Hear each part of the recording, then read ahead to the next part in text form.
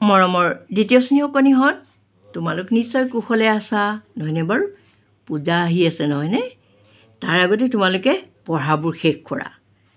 আজি আমি কিছুমান বস্তুৰ আকৃতিৰ বিষয়ে আমি শিকিম আৰু তোমালোকে সদায় অকণমান খেলি মেলি কৰা আৰু গুণোৎসৱত তাৰ এটা দুটা আহেই। আকৃতি কেনেকুৱা তোমালোকে চিনি পোৱা নাই, আকৃতিৰ ধাৰণাটো তোমালোকৰ পৰা বিচাৰেই নহয়নে বাৰু? আৰু সামগ্ৰিক যিহেতু সামগ্ৰী মূল্যায়ন হয় সেইবাবে। আৰু আজি মই তোমালোকক ছবিৰে সৈতে কিছুমান কথা দেখুৱাই দিওঁ, তোমালোকলৈ মই সংগ্ৰহ কৰি থৈছোঁ। গতিকে তোমালোকে চাই যোৱাচোন পটাপট। আয়তাকৃতিৰ বস্তু। আয়ত মানে কেনেকুৱা? আয়ত হৈছে দুফালে সমান, মানে বিপৰীত বাহুডালো সমান থাকে। এইটোৱে ধৰাচোন, এইটো এইডাল সমান থাকে আৰু এইফালৰ ডালে সমান থাকে। দীঘলকৈও হ'ব পাৰে, পথালিকৈও হ'ব পাৰে, একো ডাঙৰ কথা নহয়। সেইটো হ'ল আয়ত। এতিয়া আয়তাকৃতিৰ বস্তু কোনবিলাক?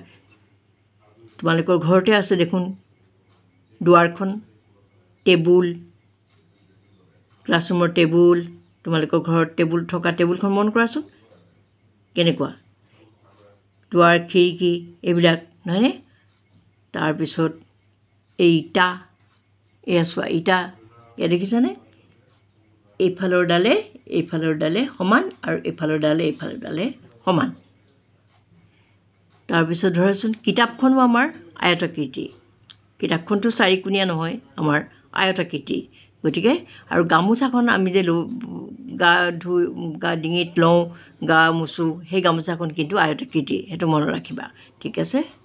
তাৰপিছত বৰ্গাকৃতিৰ বস্তু। বৰ্গ মানে চাৰিওফালে সমান, চাৰিওফালে সমান জোখৰ হ'ব।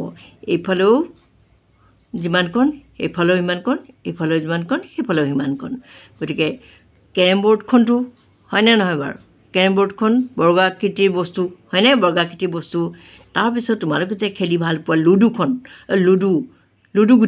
লুডু গুটিটো চাৰিওফালে সমান হয়নে?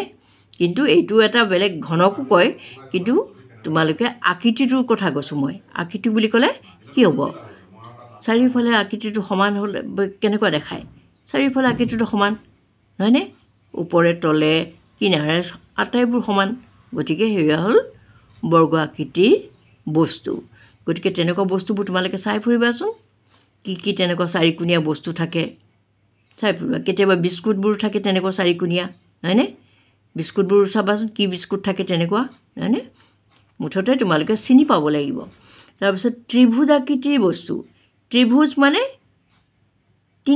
তিনিফালে দেখিবলৈ একেই,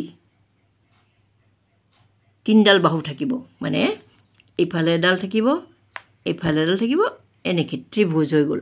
সেইটো ত্ৰিভুজ, এয়া ত্ৰিভুজ, এইটো কয় ত্ৰিভুজ। এতিয়া আমি কি আলোচনা কৰি আছোঁ? ত্ৰিভুজ আকৃতি। এনেকুৱা আকৃতিৰ বস্তুবোৰ আমি কোনবিলাক সেইটো চাই আছোঁ মানে? এই যে জাকৈখন, মাছ ধৰা জাকৈখন ত্ৰিভুজ আকৃতিৰ। তাৰপিছত এনেকুৱা, এইটো পিৰামিড বুলি কয় অৱশ্যে, তোমালোকে চিনি নাপাবও পাৰা। এইটো তেনেকুৱা আৰু এনেকুৱা ধৰণৰ কিছুমান বস্তু আছে ত্ৰিভুজ আকৃতি। তাৰপিছত জ্যামিতি বাকচত এইডাল থাকেই, তোমালোকে দেখিছাই ত্ৰিভুজ আকৃতি নহয়নে? ঠিক আছে। তাৰপিছত গোলাকৃতিৰ বস্তু। গোল মানে ঘূৰণীয়া আকৃতিৰ বস্তু ঢেৰ আছে নহয়নে বাৰু? কি আছে বাৰু গোলাকৃতিৰ বস্তু?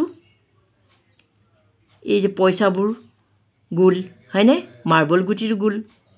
তাৰপৰা বলটো, ৰঙালাও গোল আকৃতি, মানে আকৃতি গোল, দেখিবলৈ ঘূৰণীয়া আকৃতি।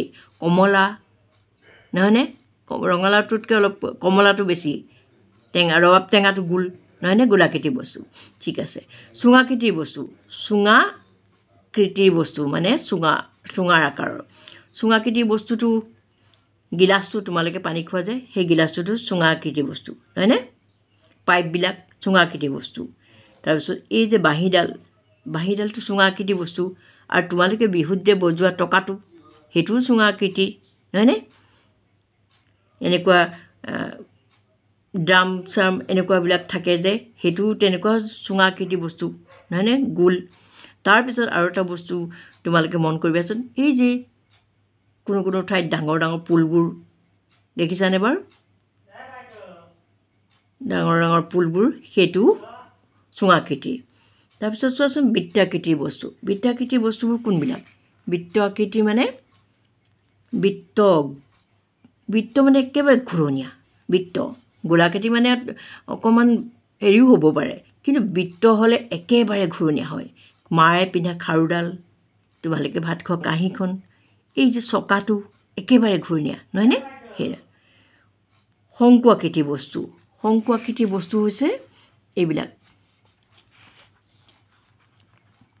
যিটো জোঙা তলফালে হ'ব পাৰে ওপৰফালে হ'ব পাৰে জোঙা এই যে কলডিলটো শংকু আকৃতি হয়নে নহয় তোমালোকক যে সাধাৰণ বস্তুবোৰে কেতিয়াবা এনেকুৱা বস্তুও দি দিব পাৰে গুণোৎসৱত এইটো আকৃতিটো তোমালোকে জানা নাই গোলাকৃতি নে শংকু আকৃতি নে কোনটো আকৃতি তাৰপিছত তোমালোকে যে পকা মিস্ত্ৰীবোৰে যে লয় ওলমটো সেইটোতো শংকু আকৃতি আৰু তোমালোকে যে বাৰ্থডেত পিন্ধা বাৰ্থডে কেপটো সেইটো শংকু আকৃতি হয়নে নহয় নহয়নে জকৰবিলাকে পিন্ধা কেপটো শংকু আকৃতি হয়নে নহয় গতিকে আকৃতিবোৰ তোমালোকে ভালদৰে চিনি পাবলৈ যত্ন কৰা ঠিক আছে মই আজিলৈ আহিছোঁ তোমালোকে কিন্তু মোৰ ভিডিঅ'বোৰ লাইক কৰিবা আকৌ দেই কোনেও লাইক নকৰা মই সেইটোৱে বেয়া পাওঁ ঠিক আছে